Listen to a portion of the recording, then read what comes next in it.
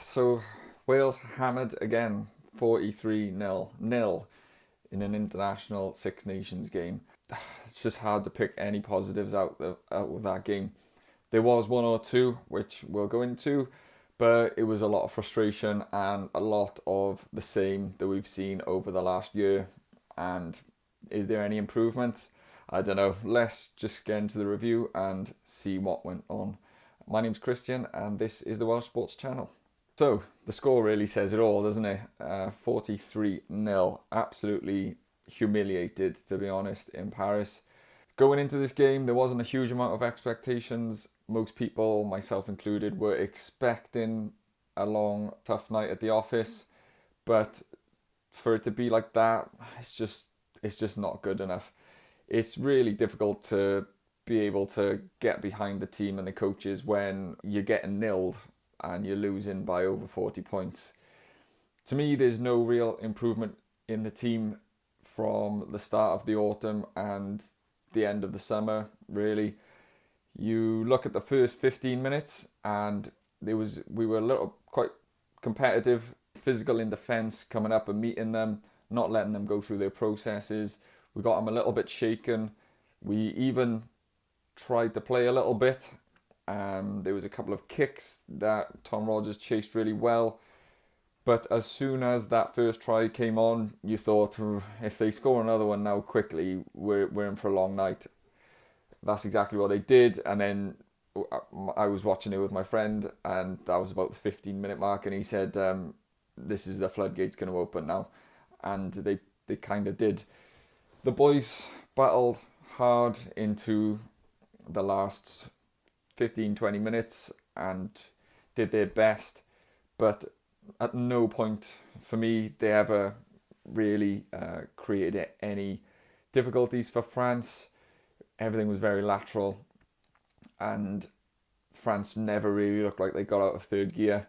They just waited for their moment, waited for Wales to make a mistake, and then they pounced on it, and a few moments of brilliance, and there's just the try started racking up. I mean, when you've got a player like Dupont and just their general team, sometimes you just got to hold your hand up and say, yeah, I mean, they're just way better than us, and you can't do anything about the best player in the world doing the best player in the world stuff.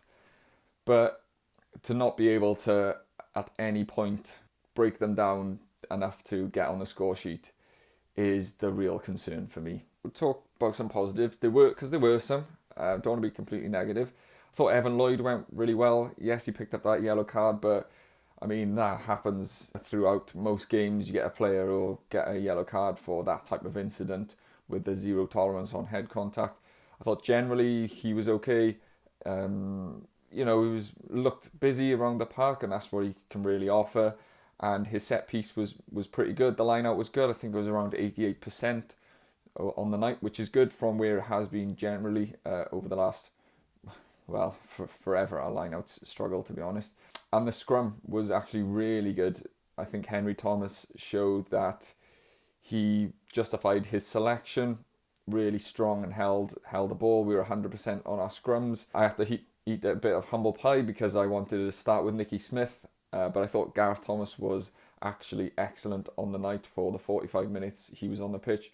Scrummaged strongly and stern, but he was everywhere in defence, making his big hits and his low chop tackles that he's got a reputation for doing.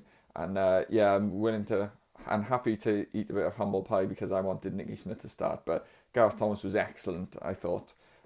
One of the few that was. It's just difficult because you don't see how we're going to improve now in a week's time. I know they go away and have a camp away from everyone together, which is going to be good. But when you look at what the attack offered off first phase and then through multiple phases, there's nothing there. For me, they're standing too deep, and then once the ball, if it's going off 10, it was 9 to 10, and then they hit it up off 10. By the time they've come to contact, they're already 3 or 4 meters behind the gain line. So they have to get that many post-contact meters just to get to the gain line. And then if they pull it back behind the first carrier, they're even further behind, and it's the same thing except you're further behind. There's no deception. It was either they're going to hit it up or they're going to pull it back. They really didn't get to the edge at all. Once, maybe twice they did with, I think it was Josh Adams went up the wing and it was a good offload to Jack Morgan, who had another good offload to Thomas Williams. We got some good yardage off that, some really good skills and just a bit of flair. Eventually the ball goes down, I think, and turn the ball over again. And that is another issue that we had.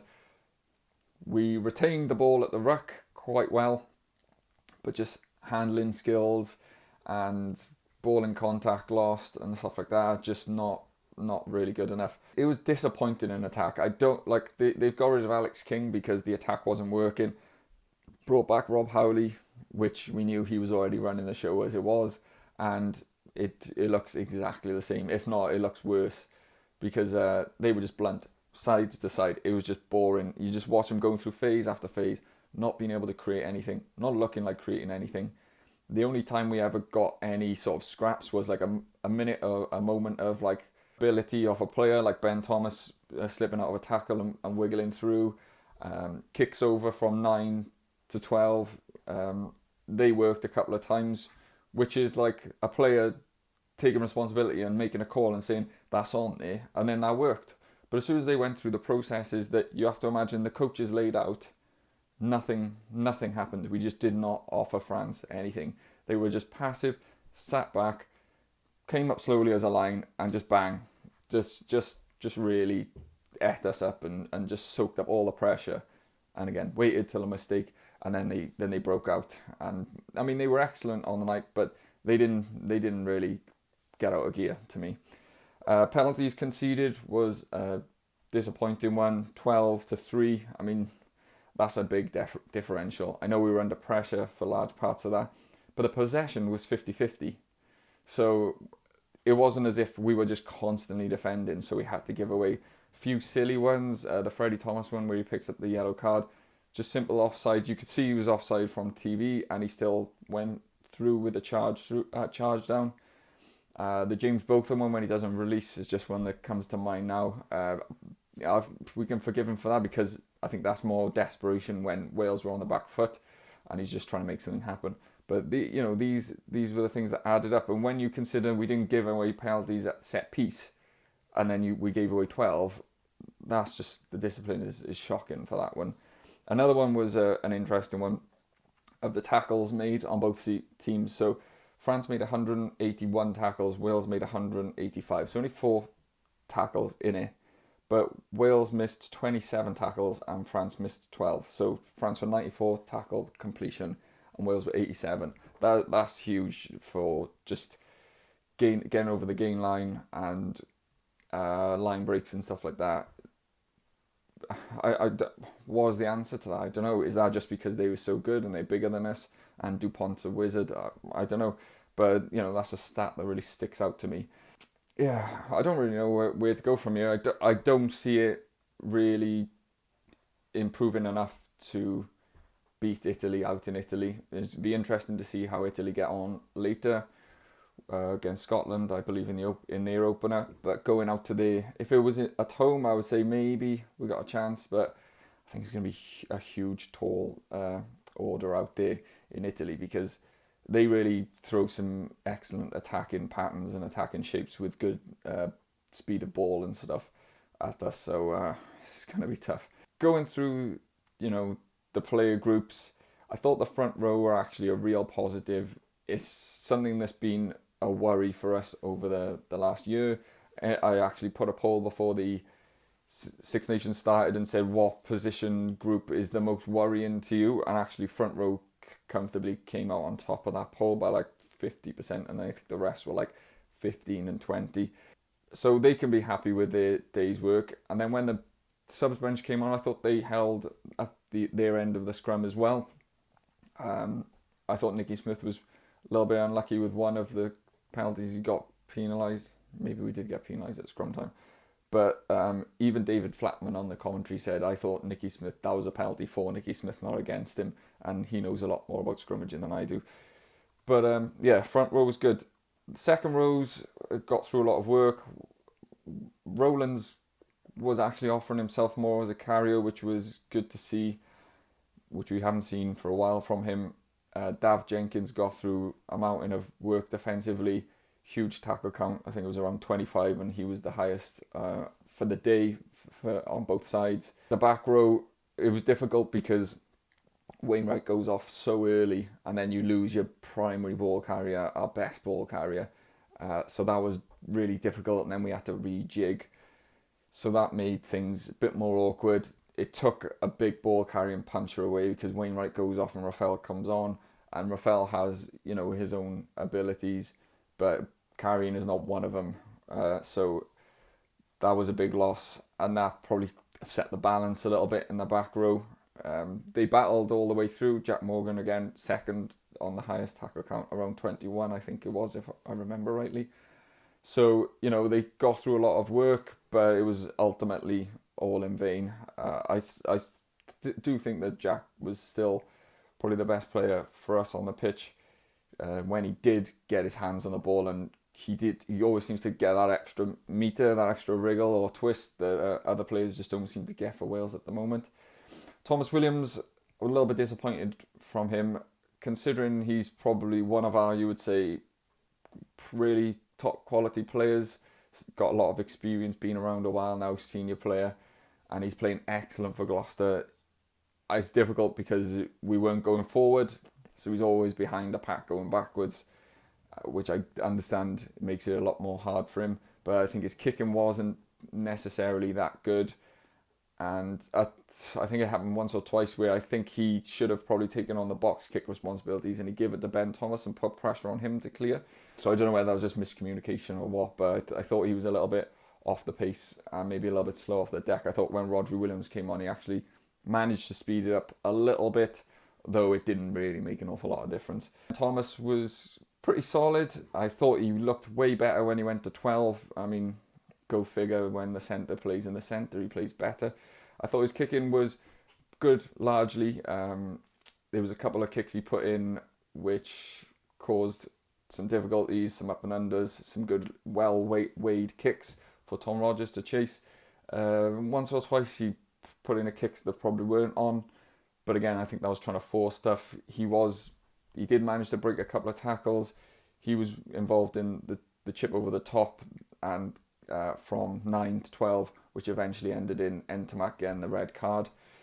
So I think he can be happy with his day's work. Shame for Watkin to go off, especially so early. You would have thought he probably would have had a good run in the team, and you don't want to see a player go off like that so early. And it'll be surprising if he comes back for the rest of the tournament now. Tompkins worked hard all day without really being effective. A couple of mistakes, a couple of good things, a couple of bad things, but I'm not going to criticise him because he did give 100% through the whole 80 minutes. Then the back three, I thought Liam Williams was the pick. Was solid enough without really contributing too much. Didn't really have an opportunity. Tom Rogers was probably the pick of the back three. When he was in and around play, whether it be a kick, whether it was like a little bit of ball in play and scraps, he was one of the players who actually looked a little bit dangerous. He's in a good vein of form at the moment, so his confidence seems high. Hopefully he carries on with that. And then Josh Adams did look quite off the pace. He's been injured for the last 2 or 3 weeks. He had a good start to the season, but injuries have been plaguing him at the moment. The positive is if he can stay fit, and if it's not an injury like he was carrying last year where it was just constant, he will get better as the tournament goes on. But I feel like he struggled with the France winger. His name escapes me, the guy who scored a few tries. Yeah, and then the bench didn't really have an awful lot of impact. Freddie Thomas got yellow carded. I made my feelings clear about his inclusion over Teddy Williams in the last video. And then, Blair Murray came off the bench, and it was by that point the game was lost. Didn't really have any opportunities in attack, which is really strong. It was a bit bleak. It was just once the second half started, it was just like you were counting down the minutes till the end of the game and just praying for the end. And just, I don't really know what the answer is now. Reading a lot of comments online this morning, and there is a lot of calling for the coach's head. I also see a lot of people defending the coaches and saying we just need to give them time. And I just don't understand how we can lose 14 games in a row, be terrible for so long, and the coaches need more time. There's nothing more he can do now. This is his most experienced team, really, that he's available to him. I know the players are not up to the standard that he's had in the past, but he's not giving them the tools to win a game, in my opinion, from the outside looking in. So it's a difficult one. It's getting to the point where people are going to stop watching Wales, I'll be totally honest, because midway through the second half, I was just like so glazed over, just not interested in watching any more tries go against Wales and watch us go side to side to side. So I don't really know what they can do. The players are trying. There's no doubt that the effort is there. I don't doubt that the coaches think they're doing the best they can to give the players the best opportunity, but it's just not working. And if he loses against Italy, geez, he's going to come under an extreme amount of pressure. So yeah, I'd like to know what you guys think, and I'll leave it with you. Catch you on the next one.